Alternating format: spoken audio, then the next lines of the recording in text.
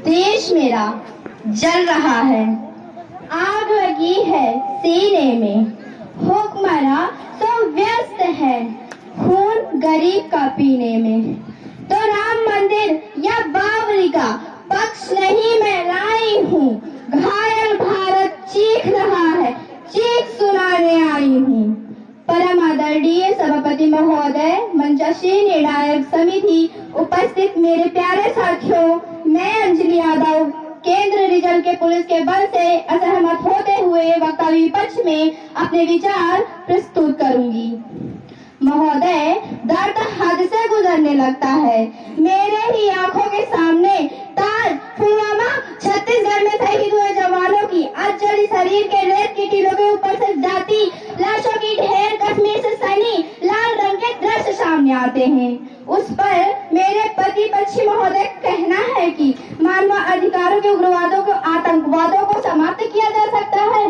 महोदय, अब तो ये झंडा तिरंगा भी हमसे ये पूछने लगा कि क्या बात है भारत, आजकल फहराने से ज्यादा कफन में दफनाने के काम क्यों आ रहा हूँ। हृदय तो उस दिन फट गया जब बूढ़ी माँ अपने बेटे के चिथड़े चिथड़े होते हुए देखकर बोली कि साहब, आप तो भर्ती में 1 इंच भी कम नहीं लेते, मैं आधा शरीर कैसे ले लूं।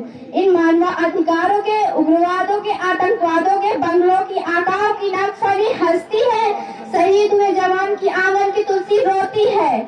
जब शहीद हुए जवान की विधवा की वेदना चीख चीख कर कहती है, ये प्यार भरपूर गया, मां का सिंदूर गया, नन्हे लोहारों की लंगोटियां चली गई, छोटे छोटे बच्चों की तो चोटियां ही चली गई। आपके लिए तो एक आदमी मरे साहब, मेरे घर की तो रोटियां ही चली गई।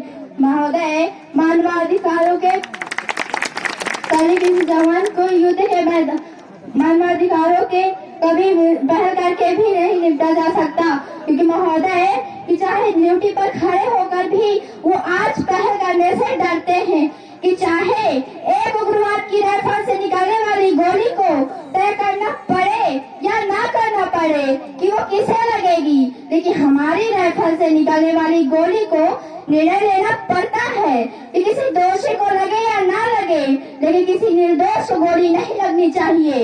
अगर ऐसा हुआ तो न ये समाज हमें छोड़ेगी, न तिल की वार बनाने वाली ये मीडिया छोड़ेगी।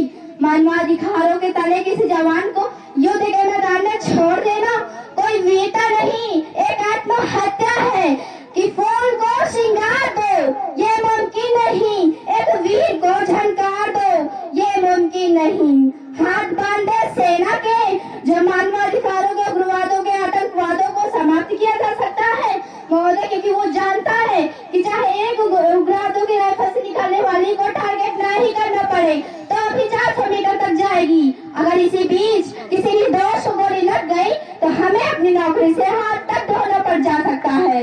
इसी बीच एक जवान सोचता है कि सांप मरे या ना मरे, लेकिन लाठी नहीं टूटनी चाहिए, क्योंकि हमारे देश के हालात कुछ ऐसे